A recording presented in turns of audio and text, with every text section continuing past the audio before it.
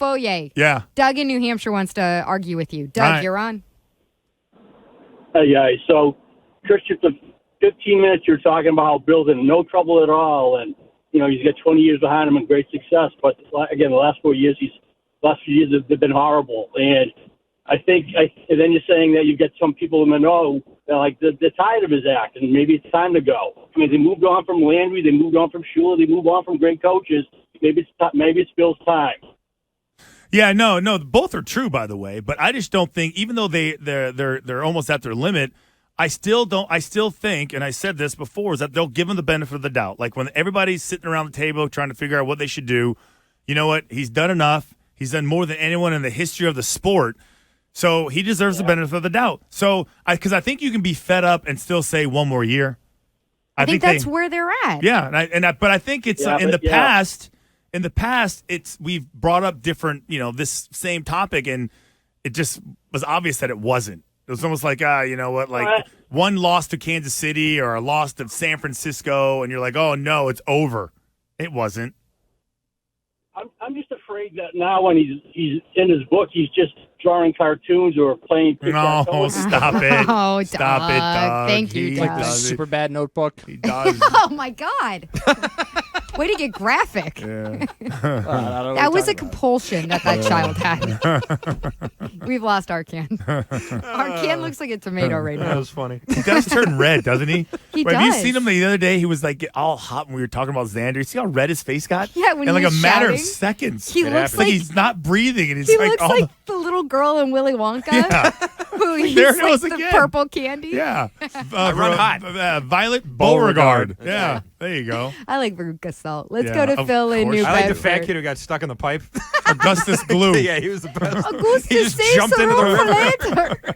That kid was awesome. Phil, you're on. Good afternoon, guys. Talk about I a was lack of wondering, discipline.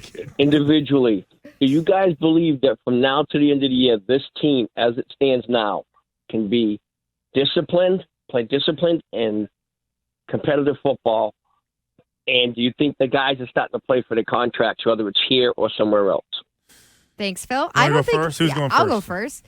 No, they haven't played disciplined football all year. They've been one of the most penalized, if not the most penalized team. I know, not on defense. Mm-hmm. Their offense is a mess. Like, there's no discipline. It's ridiculous. Competitive, I'm sure they go out on the field and they want to be try. competitive every game, of course. It's the NFL. Playing for their contracts, I mean, I think for a lot of these guys, especially the free agents who came in on the offensive side of the ball a couple years ago, like that train has left the station. So, I don't know what you're playing for.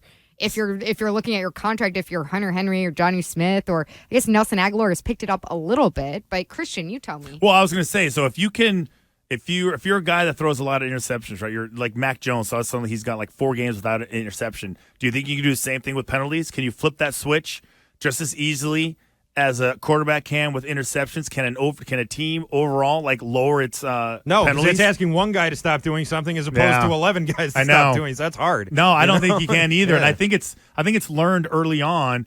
And I think the longer you get into the season, like what was it? Was this last game where all 4 of the 5 offensive linemen got a penalty except one? All except Onwenu. Onwenu. Yeah, all of them. It's just amazing.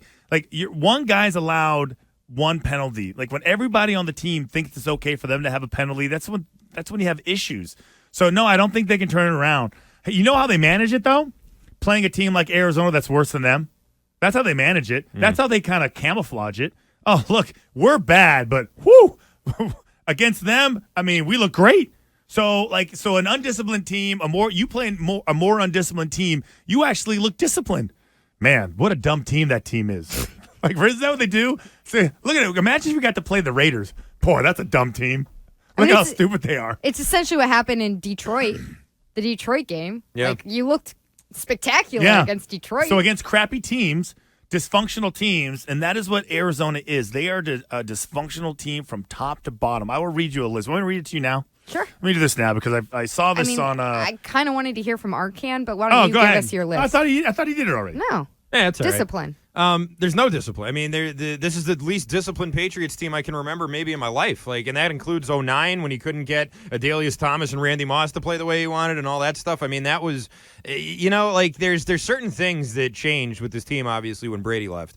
And I think that there were years in the past where the discipline wasn't great, and you can blame that on Bill or the coaches or whoever. You can blame it on the players. But I think that now you're looking at a situation where the lack of discipline hurts them to the point where it may be enough to push them right out of the playoff picture. Like, that could be a big reason why that happens this year. I just can't get this team to play the way we need to play. So do you think there's a difference between, like you mentioned, Adalius Thomas and Randy Moss? Do you think there's a difference between guys who are just like lazy discipline, like the route says go to 15, you go to 11, as opposed to a guy that like constantly will not stop holding, or a guy that will isn't that lazy? I feel like there's isn't that I feel lazy? like they're married some of these to a holding degree. calls, some of the stuff that Trent Brown is doing, like the cut blocks, that's lazy. It's just like, whoa.